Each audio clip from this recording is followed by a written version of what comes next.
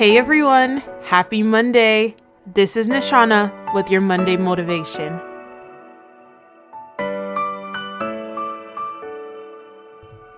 Isaiah 40 verse 31 says, "But those who wait on the Lord shall renew their strength. They shall mount up with wings like eagles. They shall run and not be weary.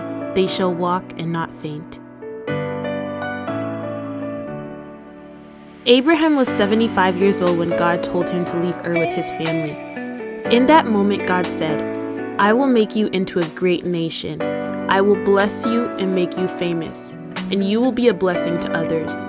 I will bless those who bless you and curse those who treat you with contempt.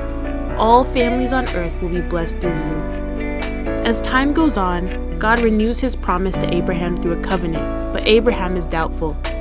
He questions how God will keep his promise when in his old age he still has no heir to carry his name. But God reassures him that he would have an heir and his descendants would be numberless like the stars in the sky. Abraham believed God and was deemed righteous because of his faith.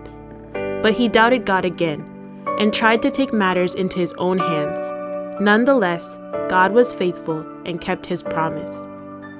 When Abraham was 100 years old and his wife Sarah was 90 years old, she gave birth to Isaac, a legitimate heir who would carry the family name. Time went on and Isaac had matured when God said, "Take your son, your only son, yes, Isaac, whom you love so much, and go to the land of Moriah. Go and sacrifice him as a burnt offering on one of the mountains which I will show you." So the next morning, Abraham got up early, saddled his donkey, and called 2 servants to come with him and his son. He then chopped wood for the offering and set out for the place that God would show him. 3 days passed, and he could see his destination in the distance. So he told his servants to stay with the donkey while he traveled with Isaac a little farther.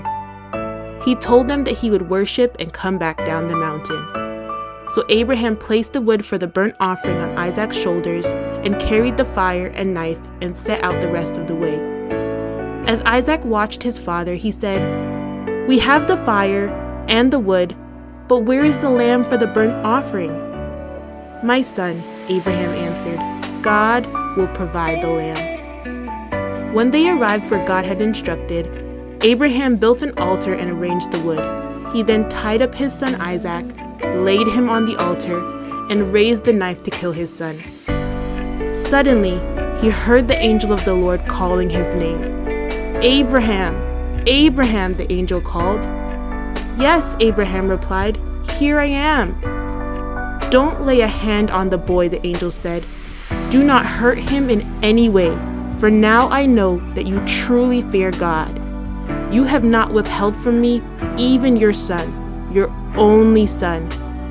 Abraham looked up and saw a ram caught in a thicket. He took the ram and sacrificed it as a burnt offering in place of his son. With Isaac's life being spared, God's covenant to Abraham was intact. Through Abraham's descendants, Israel possessed Canaan, and the promise of offspring, land, and blessings were realized through David. Ultimately, we are all descendants of Abraham. So what happens to a promise deferred?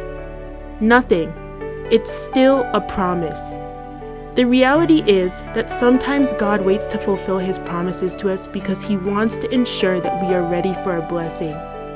If God fulfills his promise to us prematurely, we won't fully appreciate them because we didn't put in any work. Look at your life and think about all that God promised.